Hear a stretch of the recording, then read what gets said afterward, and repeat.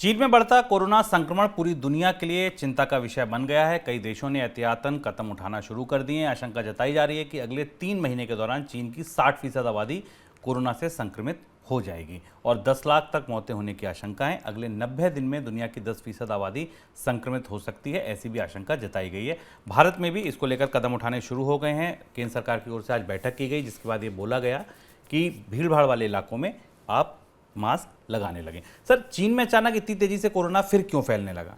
तीन चार बड़ी चीज़ें जो दुनिया को कोविड से उबरने की संभावनाओं के बीच, कोविड खत्म होने की घोषणाओं के बीच आकर एकदम सर पर गिरी तीन चार बड़ी घटनाएं वो सामने दिखाई देती। पहली चीज़ तो कि कोविड के बारे में पूरी दुनिया को मालूम था कि इसके कई सारे वेरिएंट्स आएंगे। एपिडेमोलॉजिस्ट और जो डॉक्टर्स हैं वो लगातार बता रहे हैं और हमने इसलिए ओमिक्रॉन का वेरिएंट देखा। अब जो नया वेरिएंट आया है 7 वेरिएंट, ये वेरिएंट भी आने की संभावना थी। चीन के साथ दो चीज़ें तात्कालिक तौर पर पता चलती हैं। हालांकि चीन के बारे में हमें बहुत कुछ पता नहीं है। चीन में कितने लोग बीमार हैं, चीन में कितने लोगों की मौतें हुई हैं। विकासशील देशों में मौत के और बीमारी के आंकड़े आमतौर पर बेहद अपारदर्शी होते हैं, छुपाए जाते हैं, स्पष्ट नहीं है। पर दो चीज़ें समझ में आ रही। एक तो चीन में बहुत लंबी और जीरो कोविड पॉलिसी ने चीन का फायदा करने के बजाय नुकसान कर दिया, ऐसा विशेषज्ञ मान रहे हैं। उनका मानना है कि चीन में हर्ड इम्यूनिटी डेवलप नहीं हो पाई क्योंकि लोगों को वायरस को घरों के भीतर कैद किया गया।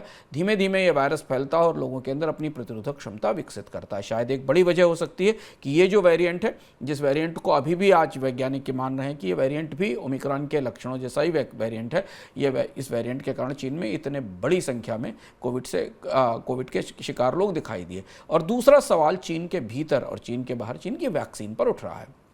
ये माना जा रहा है कि चीन की वैक्सीन की तकनीक उतनी प्रभावी नहीं थी कि वो भविष्य के वेरिएंट से लोगों को बचा सके, उन्हें उतनी प्रतिरोधक क्षमता दे सके जैसी कि यूरोप और बाकी हिस्सों में mRNA वैक्सीन्स ने दी थी।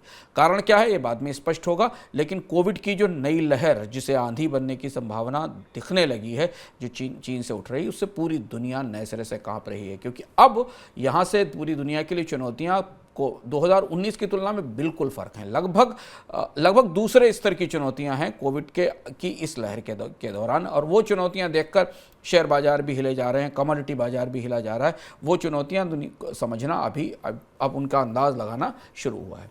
सर, अगली लहर की आर्थिक चुनौतियां ज़्यादा बड़ी नज़र क्यों आ रही हैं, जैसा आप कह रहे हैं? सबसे बड़ी वजह यह है कि अगली लहर जब हमें आ रही है आर्थिक तौर पर, तब दुनिया की अर्थव्यवस्था मंदी में धंस चुकी है। 2019 की लहर जब आई थी तो दुनिया की अर्थव्यवस्थाएं ठीक ठाक रफ्तार से चल रही थी। कुछ अर्थव्यवस्थाएं धीमी थी, कुछ तेज थी, पर संकट नहीं था। अर्थव्यवस्थाओं ने उभरना शुरू किया था।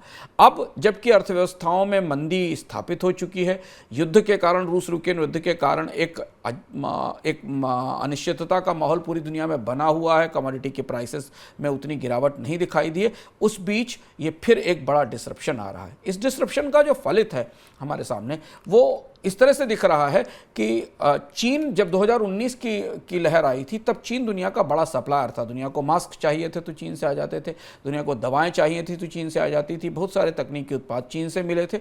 वो चीन भी दो साल में अपने उत्पादन में गिरावट महसूस कर रहा है। अब चीन के पास अपने उत्पादन और अपनी ज़रूरत के लिए भी सामान नहीं है। जैसे हम लगातार इस तरह की खबरें आ रही हैं कि दवाएं महंगी हो रही हैं। चीन दुनिया का बड़ा API सप्लायर है, दवाओं के कच्चे माल का, बल्क ड्रग्स का सप्लायर है। वहाँ उत्पादन में गिरावट हो रही। चीन को अपनी आबादी के लिए दवाओं की कमी पड़ रही, जबकि दुनिया की फैक्ट्री है चीन। इसलिए ये महसूस किया जा रहा है कि यहाँ मंदी और इसके बाद महंगाई का एक बड़ा नया दौर सामने आ सकता है। खासतौर पर 3 बड़े क्षेत्र ऐसे हैं जहाँ फिर से दबाव और गर्मी महसूस की जा रही है। एक फार्मास्यूटिकल सेक्टर, जहां से चीन में से बड़ी मात्रा में कच्चा माल आता है, और दुनिया में अगर कोविड की छोटी मोटी लहर भी आती है तो लोगों को फिर दवाओं की ज़रूरत होगी। दूसरा जो जो चिप्स और इलेक्ट्रॉनिक कंपोनेंट्स हैं, जिनकी आपूर्ति पर हमने कोविड के 2 साल के दौरान बड़ा असर देखा था, और जिसका असर अभी तक हम भारत के ऑटोमोबाइल बाजार या मोबाइल बाजार पर देख रहे हैं।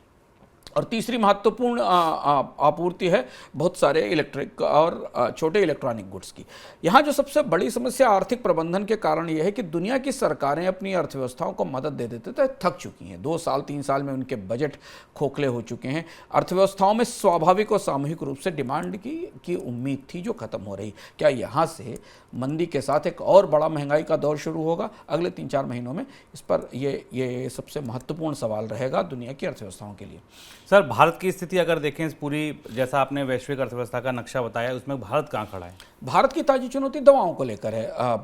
ये बताया, अगर फार्मास्यूटिकल उद्योग से बात करें तो वह बता रहा है कि पिछले 2 हफ्ते के अंदर जो प्रमुख एपीआई भारत में आने वाले, एपीआई मतलब जो बल्क ड्रग्स आते हैं जिन पर जो दवाओं का कच्चा माल होता, उसकी कीमत 12 से 25% बढ़ी है। चाहे वो जिथ्रोमाइसिन हो, पैरासीटामोल हो, ओरल इंजेक्टेबल एंटीबायोटिक्स हो, इन सब की जो चीन की फार्मा कंपनियां कच्चे माल के तौर पर भारत को आपूर्ति करती हैं, इनकी कीमतें तेजी से बढ़ी। यानी आपके लिए दवाएं आने वाले अगले 15 दिन में, 1 महीने में आपको मेडिकल स्टोर पर दवाएं महंगी मिलने लगेंगी। ये पहला असर चीन का कोविड का दिखाई देगा। दूसरा हिस्सा ये कि भारत का इलेक्ट्रॉनिक उद्योग कंपोनेंट के लिए चीन पर निर्भर है और वो सारे कंपोनेंट्स की आपूर्ति आने वाले समय में रुकेगी। चीन में जो कोविड की स्थिति है, उसके बाद चीन में बेहद सख्त लॉकडाउन वापस लौटेंगे। शिप्स की वही स्थिति होगी, बंदरगाहों से जहाज़ों की आवाजाही कम होगी, यात्राएं सीमित होंगी। यानी जो सप्लाई लाइन चीन से आती हैं, जो सप्लाई चेन में चीन मौजूद है, वो सप्लाई कई सारे क्षेत्रों में श्रिंक होगी। और 2 साल में दुनिया चीन की सप्लाई का विकल्प अभी तो तैयार नहीं कर पाई है, क्योंकि जब मंदी से दुनिया उभरेंगे और नए निवेश आएंगे तब उस विकल्प की तैयारी होगी। तो भारत के लिए स्वास्थ्य से ज़्यादा महंगाई बड़ी चुनौती है, जो शायद अब चीन के जरिए फिर आएगी। अभी भी हम महंगाई की सीढ़ी हमने पार नहीं की है, 7% के आसपास की महंगाई, और औसतन लोगों को महसूस करने वाली महंगाई तो 2.5 के अंक में दिखाई दे रही है।